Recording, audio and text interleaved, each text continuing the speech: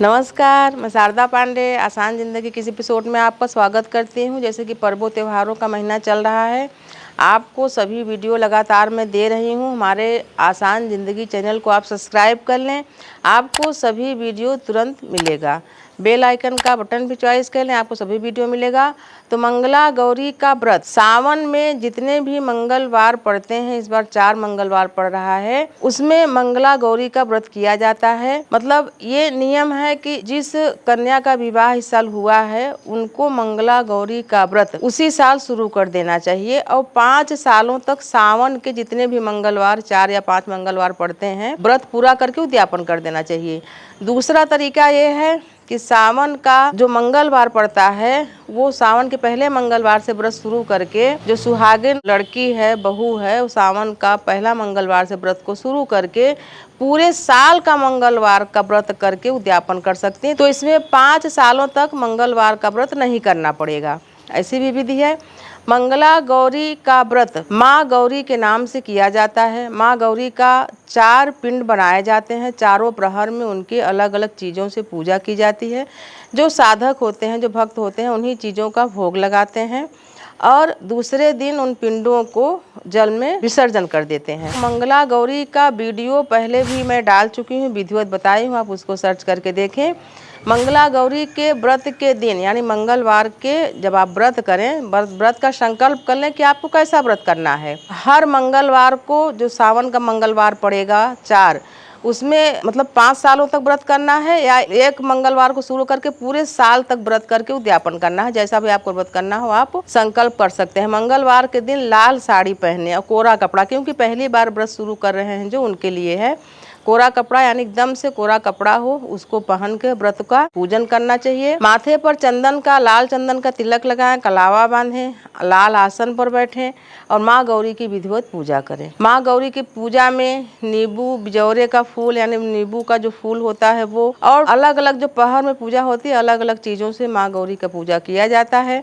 तो आप मंगला गौरी व्रत कथा मंगा लें, उसमें विधिवत दिया हुआ है कि क्या क्या कब कब 4 प्रहर में पूजा कैसे की जाती है। मंगला गौरी का पूजा पति की दीर्घ आयु के लिए की जाती है, अपने स्वास्थ्य के लिए की जाती है, आगे वंश वृद्धि हो, घर में सुख शांति संपन्नता बनी रहे, इन सब चीज़ों के लिए, इन सब की कामना करते हुए मंगला गौरी का व्रत किया जाता है। तो आपको बता रही हूँ कि इस बार मंगला गौरी का जो व्रत होगा वो 23 जुलाई 2024 दिन मंगलवार से शुरू होके 13 अगस्त तक ये व्रत चलेगा। इस 4 मंगलवार का व्रत आपको करना है। लेकिन ध्यान दें कि जब भी आप मंगलवार का व्रत करें तो एक दिन पहले कोई व्रत नहीं करेंगी और एक दिन बाद कोई व्रत नहीं करेंगे। जैसे कि बहुत सारे लोग बोलते हैं कि हम सोमवार का भी व्रत कर लेते हैं और मंगला गौरी का भी व्रत कर लेते हैं, तो आपको दोनों व्रतों का फल नहीं मिलेगा। जो सावन का सोमवार कर रहे हैं वो मंगलवार का व्रत नहीं करेंगे, कोई एक व्रत करेंगे, और जो मंगलवार का व्रत करेंगे वो उधर सोमवार का नहीं करेंगे, इधर बुधवार के दिन कोई व्रत नहीं करेंगे। जैसे बहुत सारे लोग बुधवार का भी व्रत करते हैं तो नहीं करेंगे। मंगला गौरी का व्रत करने के बाद पारण करेंगे, तब आपके व्रत का पुण्य फल आपको प्राप्त हो। मंगलवार के दिन कुछ लाल चीजों का भी दान करें, जैसे कि अनार,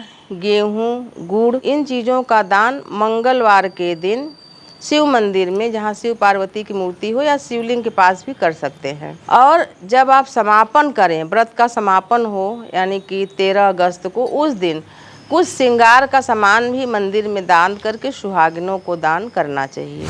तो ये देखिए, जैसे हम करते हैं पूजा और पाठ, तो ये है पाठ मंगला गौरी व्रत कथा। इस व्रत कथा को आप मंगाएं, इसमें पूरा विधि विधान दिया गया है और इस व्रत की कथा भी दी गई है, आप इस व्रत की कथा भी करें। तो आपको मैं बता रही हूँ मंगला गौरी व्रत कथा के बारे में। इसमें जो भोजन किया जाता है वो यही नियम है कि जो माँ गौरी को चारों प्रहर में चढ़ाया जाता है, जो चीजें, उसी का आहार ग्रहण किया जाता है। ऐसा पुराणों में लिखा हुआ है, जब आप पुस्तक पढ़ोगे तो आपको पता लग जाएगा। अलग से कोई भोजन नहीं किया जाता है। बहुत सारी माताएं, बहुत सारी बहनें बेटियां हमसे पूछती हैं कि हम पहले इस व्रत के बारे में नहीं जानते थे, हमारा विवाह हुए कई साल हो गया, क्या हम इस व्रत को कर सकते हैं? तो बिल्कुल कर सकते हैं। अगर हम अनजाने में किसी व्रत को, किसी पूजा को नहीं जानते और कभी हम जाने, तो हमारे लिए वही दिन मान्य होगा कि हम आज जाने हैं। तो आप जान गए हो तो आप भी इस व्रत का संकल्प करके, जैसे मैं बताई, 2 विधि है। एक तो ये कि जो सावन का मंगलवार होगा 4 या 5, वो सभी मंगलवारों का व्रत करना चाहिए 5 सालों तक। ऐसा कर सकते हैं, या तो सावन के पहले मंगलवार से शुरू करके जब अगला सावन आए उसका भी जितने भी मंगलवार का व्रत रहेगा उसको पूरा करके उद्यापन कर सकते हैं। ये 2 विधि है मंगला गौरी व्रत का। तो आपको बता रही हूँ सभी सुहागनें इस व्रत को करती हैं, लेकिन नियम यही है कि जो पहली बार जैसे शादी हुआ है तो तभी से उस व्रत को शुरू कर देते हैं। जैसे तीज का व्रत कुंवारियाँ भी करती हैं, करवा चौथ का व्रत भी करती हैं। तो मंगला गौरी का व्रत जो विशेषकर सुहागिनों के लिए जिन पहली बार शादी हुआ है वो करती हैं। पहले भी शादी जिनका हो चुका है नहीं करें किसी कारणवश, वो भी इस व्रत को कर सकती हैं। जब उद्यापन किया जाता है तो उद्यापन में जो भी थोड़ा बहुत अधिकता या निम्नता होती रहे उसको पूरा कर दिया जाता है। यानी उद्यापन के समय जो है सुहागन स्त्री को बुला के उनका पूजा करके उनको श्रृंगार दिया जाता है। माँ गौरी का स्थान देकर उनको सभी श्रृंगार की सामग्री, खाने पीने की चीजें दान किया जाता है। तो ये तो आपका उद्यापन के समय की बात है। अभी मैं मंगला गौरी व्रत कथा के बारे में, पूजन के बारे में बता रही हूँ। जैसे जो 4 पहर की पूजा, इसके बारे में पहले वीडियो दे चुकी हूँ, उसको सर्च करके देखें। 4 पहर की पूजा बहुत सारी माताएं बहनें बोलती हैं कि मैं व्रत तो कर लूँगी, सुबह शाम का पूजा भी कर लूँगी, पर मैं 4 प्रहर का पूजा नहीं कर पाऊँगी, इसलिए कि जैसे ड्यूटी जाती हैं या घर में व्यस्त रहती हैं। तो एक तो एकदम फ्री जो रहता है उसके लिए कोई 4 प्रहर का पूजा कर पाता है, साधक हैं साधु हैं तो कर सकते हैं।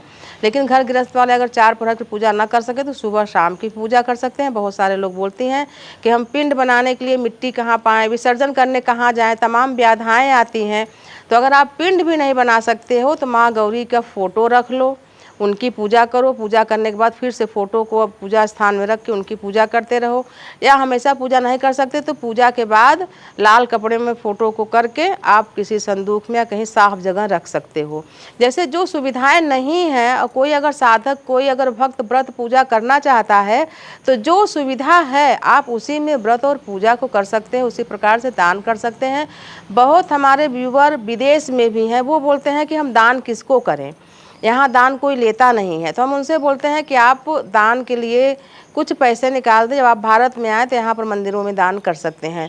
तो अगर भक्त हैं, वो भक्ति करना चाहता है, दान या पुण्य या पूजा करना चाहता है, तो जो भी विधि है, जो भी साधन है उनके पास, उनको उसी विधि और साधन से पूजा और व्रत को संपन्न कर लेना चाहिए। ये नहीं कि ये हमारे पास नहीं है या वो चीज़ नहीं है तो हम पूजा ना करें, ऐसी बात नहीं है। जो भी आपके पास है आप पूजा व्रत कर सकते हैं।